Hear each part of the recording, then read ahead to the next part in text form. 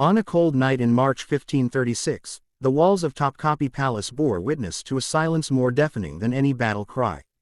The lifeless body of Ibrahim Pasha, once the most powerful man in the Ottoman Empire after Sultan Suleiman himself, lay abandoned in the dimly lit chamber where he had drawn his final breath.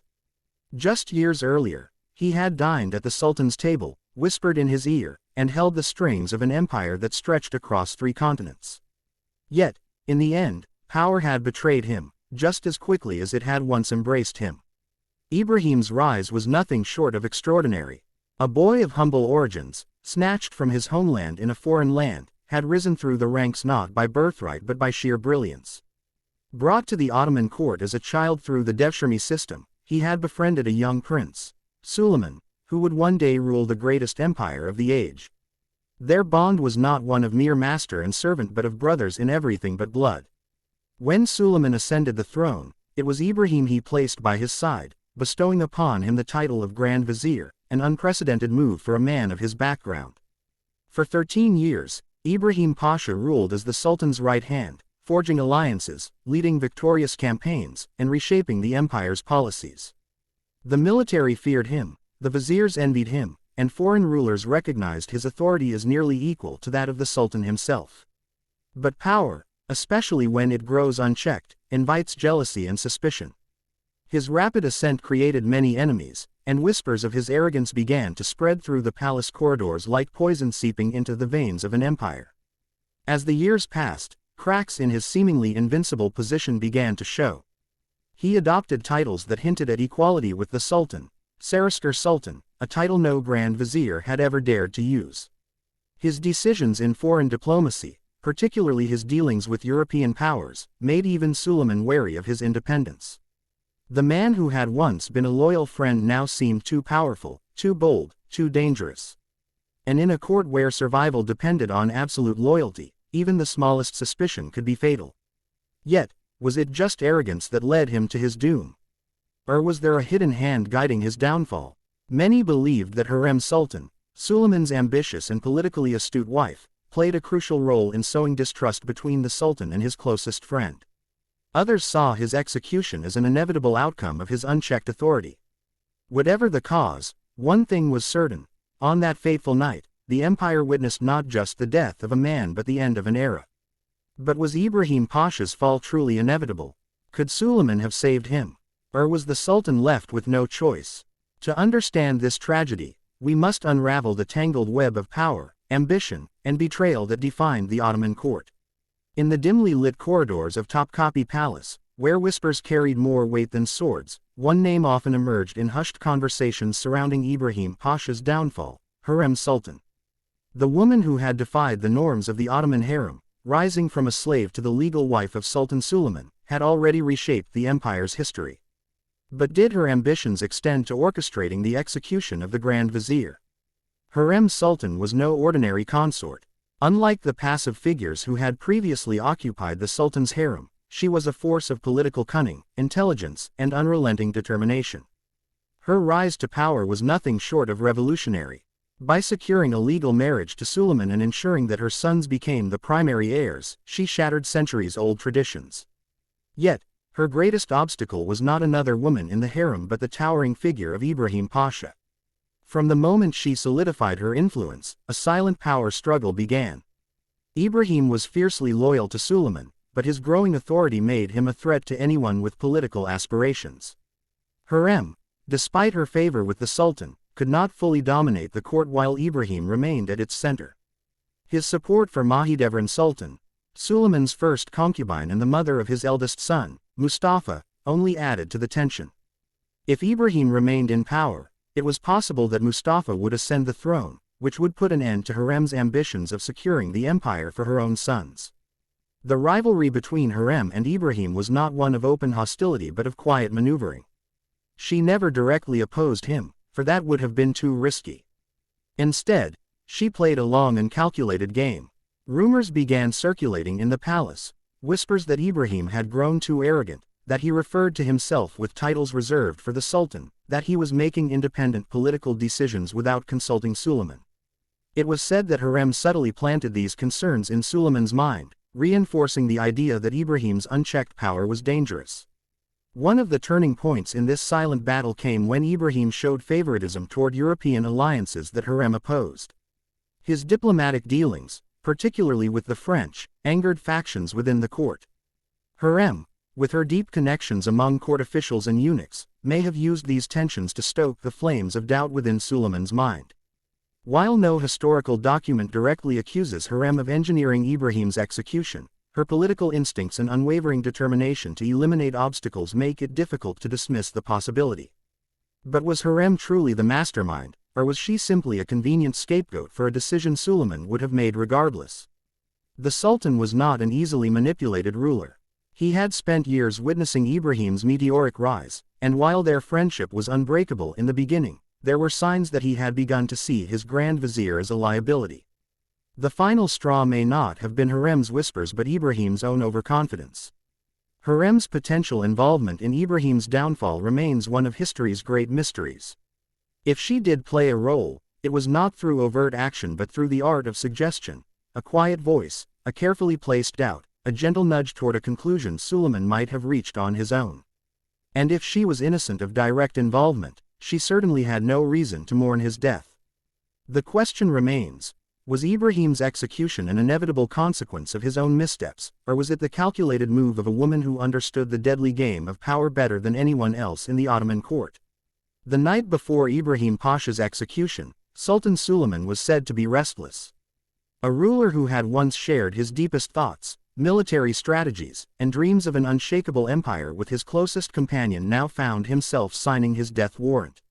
But was it a necessary decision, or did Suleiman have a way to save his friend? The bond between the Sultan and Ibrahim was unlike any other in Ottoman history. From a young slave to the most powerful man in the empire after Suleiman, Ibrahim's rise was unprecedented. Their friendship was built on trust, a brotherhood forged on battlefields and political victories. When Ibrahim became Grand Vizier, he wielded immense power, and for years, Suleiman granted him a level of authority no other vizier had ever known. He was more than an advisor, he was the Sultan's right hand. So what changed? The seeds of Ibrahim's downfall had been sown long before his execution.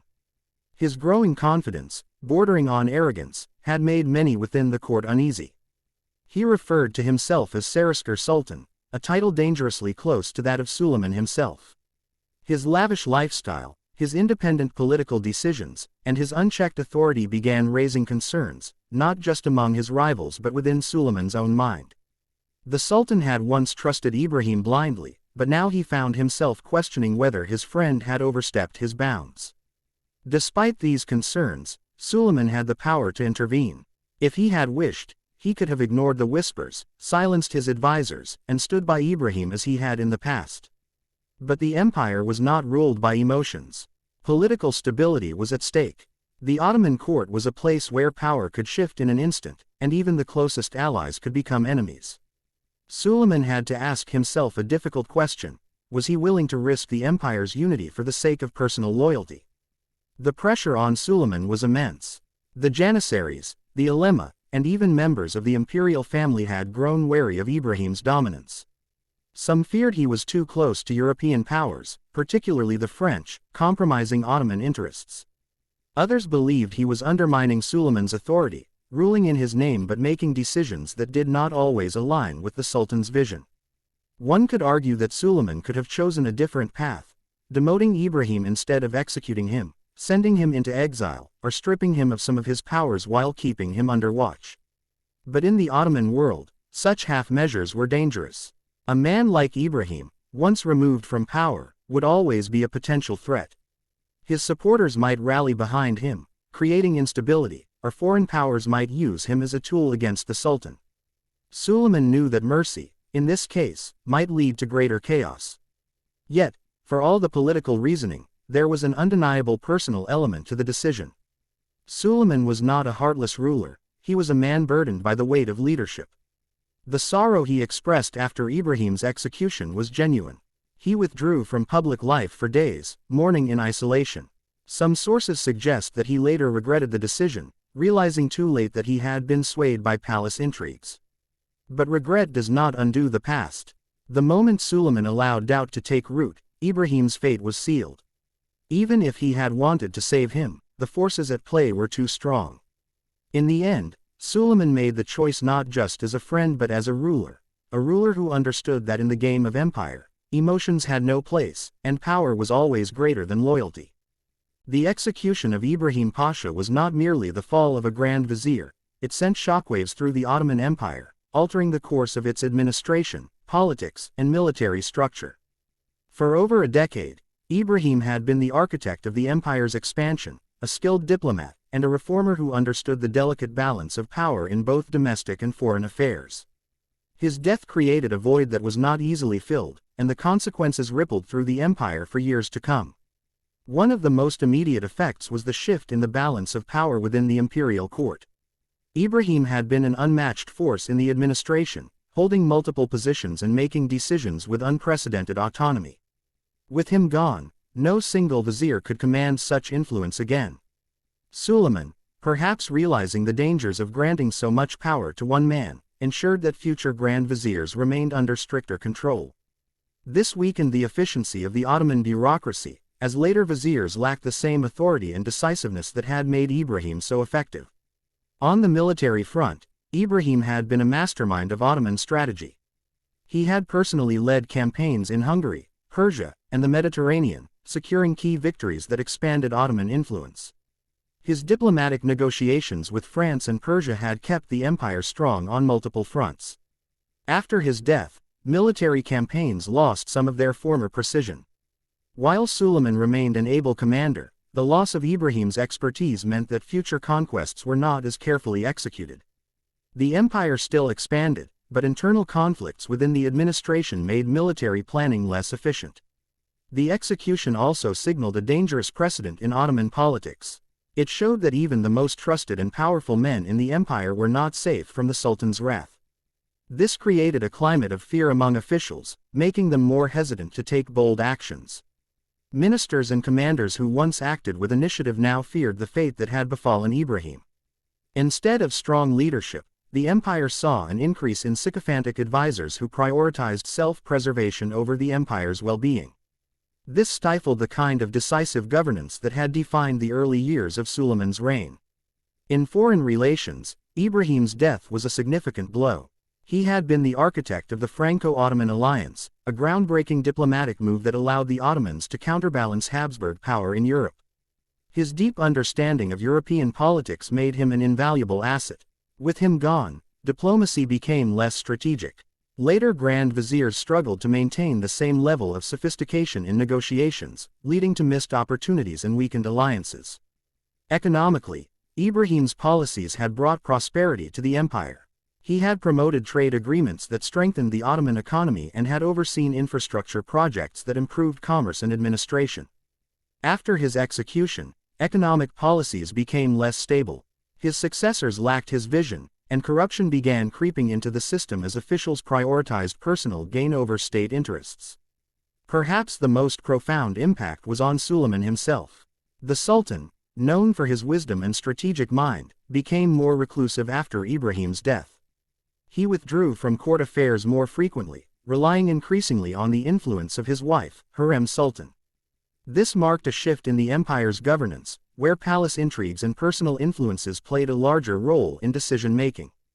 The execution of Ibrahim, meant to restore order, instead set a precedent for factionalism and internal conflicts that would plague the empire in the years to come.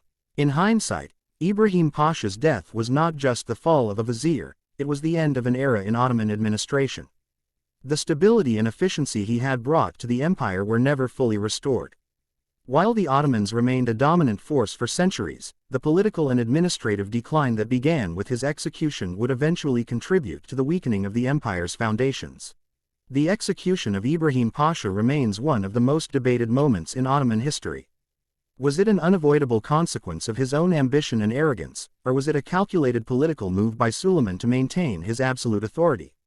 The answer lies somewhere in between, a tragic intersection of fate, personal rivalries, and the brutal realities of power in the Ottoman court. Ibrahim's meteoric rise from a simple Greek-born slave to the most powerful man in the empire was unprecedented. His intelligence, charisma, and deep loyalty to Suleiman had once made him indispensable. But power is a double-edged sword, and his unchecked influence created enemies, not just among the Sultan's family but also within the court. His growing self-confidence, his self-comparison to past emperors, and his independent decision-making led many to view him as a threat. In an empire where absolute loyalty to the Sultan was paramount, Ibrahim's actions, whether intentional or not, became his undoing. Yet, could Suleiman have spared him? Some argue that the Sultan, despite his growing doubts, was deeply attached to Ibrahim and regretted his decision. Others believe that executing Ibrahim was the only way to restore balance in the court, as his dominance had made governance unstable. Perhaps Suleiman, despite his wisdom, was also influenced by those around him, Hurrem Sultan, jealous ministers, and opportunistic rivals who saw Ibrahim's fall as their gain. The aftermath of Ibrahim's death showed that while the empire did not collapse, it was permanently changed. Suleiman became more cautious, relying less on a single grand vizier and more on a fragmented bureaucracy. The empire continued to expand, but the efficiency of its administration weakened. Ibrahim's death also set a dangerous precedent. Future grand viziers would always have to watch their backs, knowing that ultimate loyalty was never a guarantee of survival. Was it fate that led to his downfall, or was it a carefully orchestrated political maneuver? In the ruthless world of Ottoman politics, perhaps it was both. Power, once gained, must always be carefully balanced. Ibrahim Pasha flew too close to the sun, and in the end, the very empire he helped build became the force that consumed him.